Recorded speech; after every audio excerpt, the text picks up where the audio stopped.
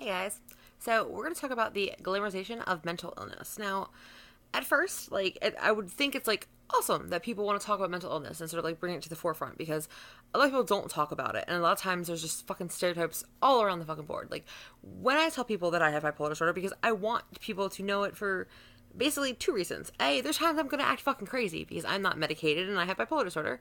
And there's, I want not everyone to think that every single person who has bipolar disorder is going to be just this raging fucking lunatic who's going to be screaming and beating you up. And so, 1 second they'll be fine, next second they're going to slit your throat. Now, mind you, I do have some motherfucking anger issues, but that's not really reality. You know what I mean? I annoy myself more than anybody else. And it's I love that people are trying to make mental illness, normalize it, if you will. But the other side of that coin is we have things like Tumblr and Twitter, which are the places I see it the most, or maybe it's just where it's more in my face, I guess, because it's the people I end up being around. But it becomes almost like a badge of honor, and it should never be a badge of honor. Now, yeah, it's cool if you have mental illness and you got help for it and you're working through it, that's awesome. But to act like it's something that to make your profile, the first three things you say is with your mental illnesses, no. It's one thing to be, an advocate and to be open and honest about it, and another thing to make it seem make you look edgy and interesting.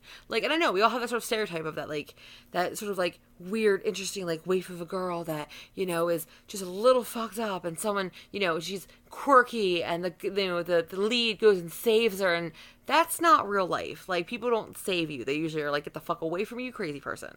Because in real life, crazy people, and I'm using crazy people because I'm a crazy person, and this is not an insult to other people, and if it offends you, then fuck off, because I don't care. But, crazy people are usually not that fun to be around. When I'm in a mood, I don't want to be around me, let alone anybody else to fucking be around me. But when people normalize it to the point where they try to act like it's fucking cool, of course we're always gonna have people that say things like, oh my god, my car is bipolar, or you can, say stupid shit, whatever. I can't stop people from being idiots. Or oh my god, she's so OCD, she cleans all the time. Okay, whatever.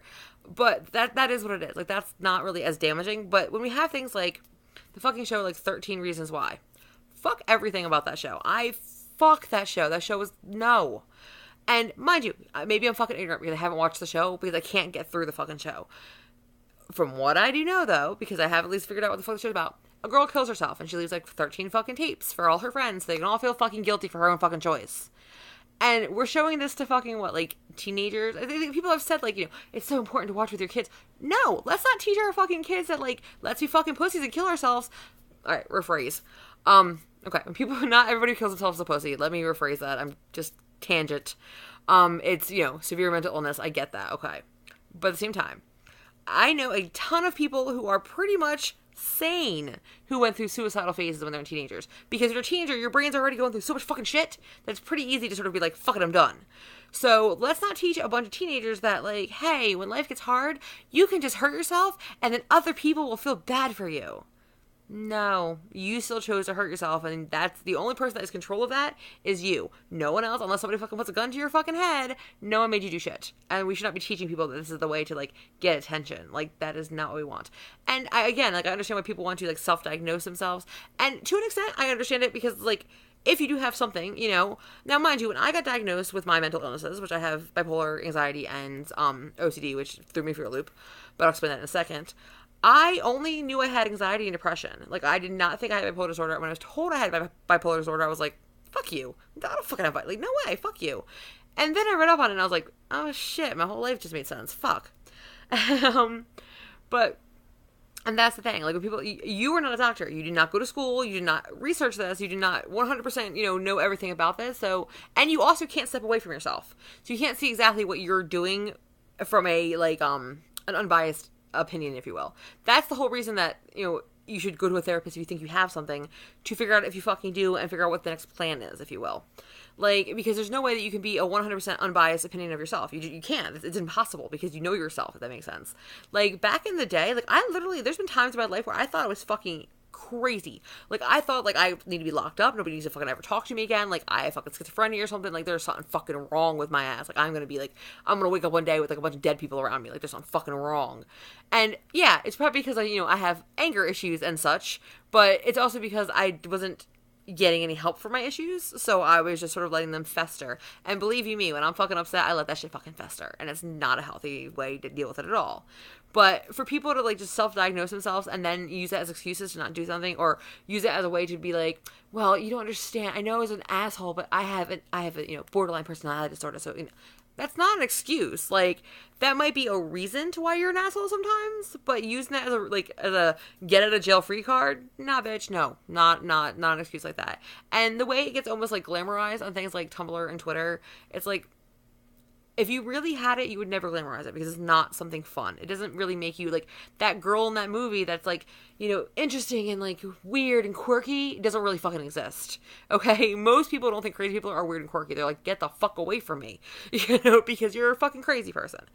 Like, and it just drives me crazy. But, anxiety is the one that I see the most. Like, I see bipolar disorder a lot because, people think they're sad one day and happy the next, automatically they have bipolar disorder. And, like, I get that because, and again, I'm not trying to act like teenagers are idiots or anything like that, but, like, when you're a teenager, you're, like I said, you're going through so much shit already. Like, it's very easy for you to, like, go up and down a lot. So, and even when you have depression, you go up and down a lot. It's just the manner that how you go up and down, I guess. But most people have some kind of anxiety. They have anxiety of, like, meeting new people, or anxiety of, like, public speaking or what have you, or like going to a new job and that kind of stuff. That's kind of normal. Like, it's normal to be uncomfortable. It's not normal to have moments where you're nervous. It's not so normal to wake up where you feel like you're going to puke and you're sweating for no reason. It's not not normal to like not want to leave your house ever. It's not normal to, not be able to look people in the eye or talk or without sweating and shaking and being fucking, scared of everyone. And that was my reality until I finally was able to get on medication for it. And that's why, to me, like, the Klonopin's, like, Klonopin saved my life. Without Klonopin, I wouldn't be here. But at the same time, I've never used that as an excuse to not fucking do something. Like, I was not going to be able to be like, well, I'm sorry, I can't get a job because, it's scary. Well, yeah, it's scary, but you need to fucking get through it. You know what I mean? And that's what they're going to make you do anyway when you go to a doctor. And that's with any kind of anxiety disorder. And, like, we're talking about PTSD, we're talking about OCD, we're talking about general anxiety disorder and social anxiety disorder. I was diagnosed with general anxiety disorder. I don't really know which one I have. I don't really fucking care. I have anxiety, the end. But for anyone who doesn't really have that kind of anxiety, to make it seem like it's some kind of, like, edgelord interesting thing to have and it makes you more of an interesting person, find a hobby. Because it's not interesting. It does not make me interesting. It's not something that when it happens, that I'm like, oh my god, I'm so happy that I'm sweating and really uncomfortable right now. It makes me so interesting. No, most people are like, what the fuck is wrong with you? Why are you sweating and why are you shaking? And it's funny because I do this. I talk on, like, the internet. So people are like, there's no way you have anxiety. Or I work in retail and I talk to people, strangers, all the time. So there's no way you have anxiety. Bitch, please. I have been doing this for years. I am the best fucking actress in the goddamn world. Because I can be fucking scared of shit and nervous and uncomfortable, and I can still smile and nod, pour and sweat as fuck, and still be able to get through it because there's no other fucking choice. And that's always the fucking, every time I hear that, I'm just like, cool. I'm just making it up. Like, I don't have anxiety. Like, fuck the fuck right off. And the same thing with things like OCD. Like, when I was diagnosed with OCD, I was just like, I don't even like to, like, I'm the messiest bitch in the world. What are you fucking talking about? Like, I don't like to clean. But OCD is so much more than cleaning. And that's the thing, like, there are people that do have OCD where they have to, like, fucking scrub the fucking tile with a toothbrush. But it's still an anxiety disorder. It's still part of, you're cleaning because you feel like people are judging you if you don't clean, if you will, or there's something bad's going to happen if it's not clean, or, there's something there that isn't there kind of thing. And it's not like a delusion, but it's close to delusion, almost kind of thing. Like, but there's also something called intrusive thoughts, which I didn't even know was a fucking thing until I got diagnosed, because they told me, like, literally, I went to this fucking appointment, I did these, like, bunch of fucking tests with this stupid hippie doctor, and I was diagnosed bipolar, which I was like, no, I'm not. I was diagnosed anxiety, and I was like, ding, ding, yes. And I was diagnosed OCD, and I was like, no, like, fucking, and this is probably, like, my 15th therapist at this point now, so I was just like, because that's the thing, like, people will knock therapists, and I understand why they do, because you have to go through so many fucking therapists, you find one that actually works, which is why it sucks so bad that my fucking therapist was like, peace, just like, fuck, gotta start all over again, awesome, because you end up, it's not just, a regular doctor, like, when you go to a regular, like, primary care physician or whatever, everyone's the same. They're all looking for the same shit. They're all telling the same thing. When you go to someone like a therapist, A, you need to open up about like your deepest secrets, if you will, and B, you need to sort of have the same kind of like a personality that meshes well together. I had so many therapists that were like, I literally had one when I was like 19. It was my third or fourth therapist, who back when I was 19, I was like my little goth, cheesy ass, and I wore a lot of skulls. Holy shit. Someone wears skulls. And the first fucking meeting I had with this bitch was, do you want to die because you wear a lot of skulls? And I was like, I want to die because I want to die, but it's not because I wear a lot of skulls. She didn't like that answer very much. But I'm also an asshole, so, So, of course, when I was like this, I was like, oh god, it's another fucking shitty therapist, there's no idea what you're talking about. But then she actually gave me fucking reading material and fucking information, and I was like, oh, OCD is also intrusive fucking thoughts. I had so many fucking tics when I was younger, and, like, it's funny, because, like, I used to never tell anybody about this, but now I don't give a fuck, so I'm like, whatever. And that's why, like, I feel like people, they should normalize it, because it is normal. A lot of people have mental illnesses, but don't act like it fucking makes you interesting. It does not make me interesting. I don't tell people, like, I have a mental illness to be like, I'm so edgy and cool. Like, no. In real life, most people are not cool to me. They don't want to be around me because of these things. You know what I mean? Like, I don't have a ton of friends because I'm fucking crazy. Like, no. But, when I was younger, I used to, prime example, when I was like 7 or 8 years old, I used to pray. Mind you, I did not grow up in a religious household. I don't know why the fuck I prayed. I guess I felt like I had to because, I guess I explain why. So I used to pray, and I used to have, like, 2 stuffed animals that would, like, be next to me, and I would pray, and I always saw people do this thing. So I felt like I had to do this thing, but I would have to do it a certain amount of time, so it, like, ended on an even number, and it had to end on an even number.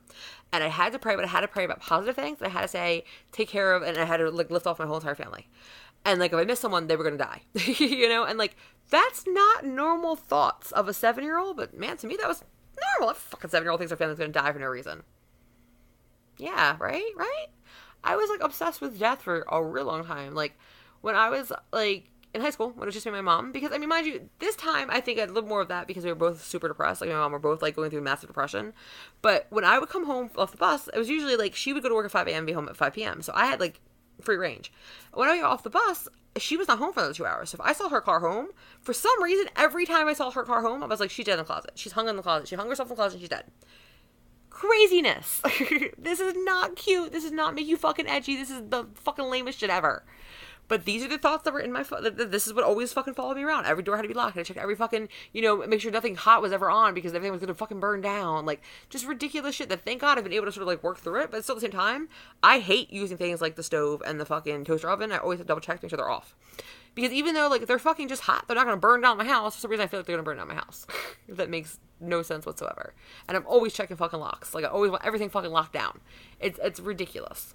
But it's not something you want. I promise you this. This is not something you want. And as for the bipolar disorder, that's, like, probably the one thing that doesn't affect me as much. And maybe it's just because I'm so used to thinking this way that it doesn't matter anymore. Like, the one thing, I definitely am very quick to anger. I'm 100% quick to anger. Like, I will fucking scream at you. I will yell at you. I will usually take most things out on myself, though, which is embarrassing, but fuck it. I'm always embarrassing myself on the channel anyway. But, when I was younger, like, I used to literally, like, I've told the story about when I was, like, younger, where I used to, like, slam my face to the concrete when I was mad. But when I was, like, in my, early, 10, 11, 12, 13, 14, I would, like, bite pillows and scream because I just had all this built up fucking shit. And, like, the older I've gotten, like, I used to, of course, I started, self-mutilating, all that kind of stuff or whatever. And that lasted longer than I'd like to even admit. But then it ended up sort of, like, I remember being even in my, like, fucking, like, mid to late 20s, I would be at, like, a job. I'd be working by myself for, like, 13 hours. I would close the store and, like, I've literally closed the store and go to the back room and fucking start punching, like, slamming my body parts against walls and shit. Because it's normal. That's totally normal behavior. Everyone acts like that, right? No. And, like, the fact that people, like, say these things, they're like, oh, yeah, I totally, I do the same thing. I mean, no, it's not cute. It doesn't make you edgy. It doesn't make you interesting. It makes you a fucking crazy person. And people don't want to be around you. Like, we shouldn't normalize it to the effect that's, like, you don't need to get help. You just keep doing that. Keep harming yourself and, hurting other people and being a total asshole because, you can't help it. No, you can help parts of it. And that's why, like, when people have anxiety, they're like, well, I can't work because I have anxiety. You can try to.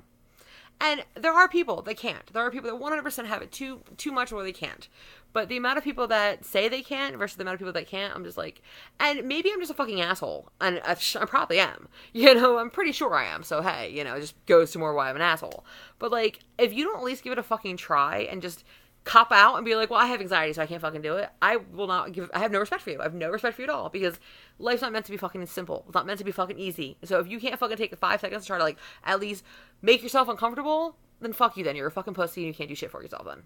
Sorry, not sorry. You know, like, and this video is going to make people really fucking happy. I don't care, though. It's the fucking truth. Like, no one is going to give you a safe space. No one is going to make, like, your boss isn't going to be like, oh, you don't have to come in today because you're just feeling bad. Believe me, there are days that I wish I could have fucking mental health days. That is not goddamn reality.